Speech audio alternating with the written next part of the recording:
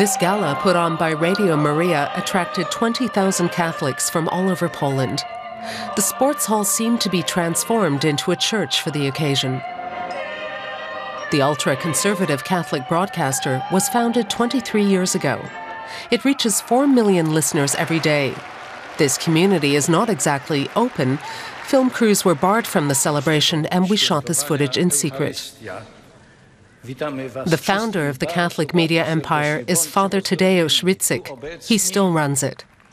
The 69-year-old priest is a skilled businessman and political power broker. His fans venerate him as a kind of savior. This is where Radio Maria broadcasts from in the city Torun. After the collapse of communism, many Polish Catholics demanded their own voice in the newly emerging media. And Father Rydzyk obliged them.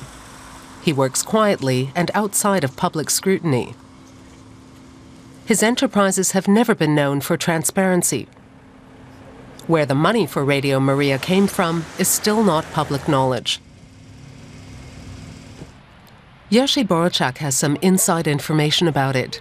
In 1980, he and Lech Walesa led the strike of the dockworkers' union Solidarity. 10 years later, he worked to save the Gdansk shipyard from bankruptcy. Together with Father Rydzyk, he raised millions of euros in donations. I told Father Rydzyk countless times that the donations should be distributed to dock workers in need. His answer was, we mustn't eat up this money. The millions need to be well invested. Apparently, Rydzyk was thinking of his own radio station and the Catholic Church.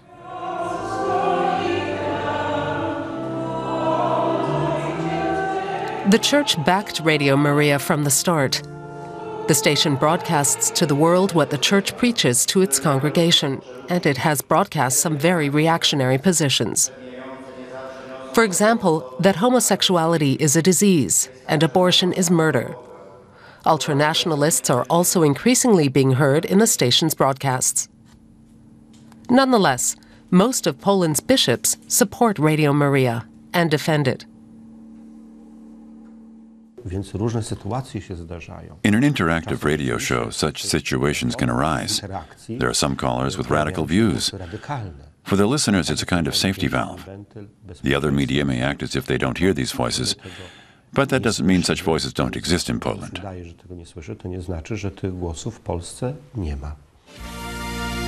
Rydczyk's media empire also includes a television station.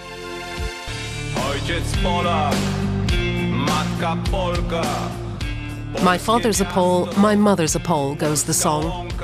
Nationalistic religious slogans were broadcast in the station's extensive coverage of the March of Independence, an annual event organized by right-wing groups.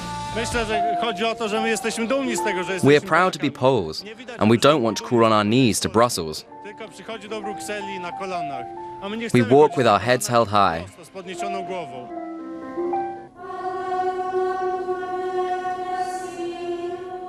Father Rydzyk has excellent relations with the Church. His program shows at the Order of the Most Holy Redeemer in Gdansk.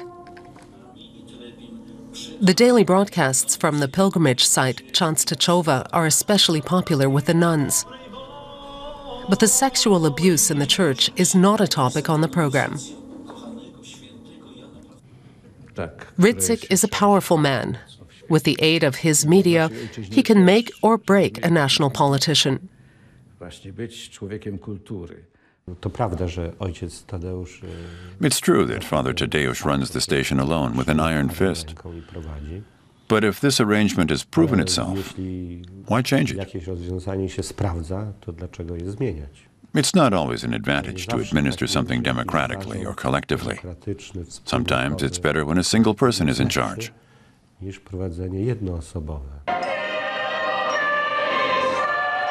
Father Rydczyk's pious and loyal adherents see it that way too. Their private donations ensure that Father Rydczyk's media empire will continue its patriotic course in the coming years.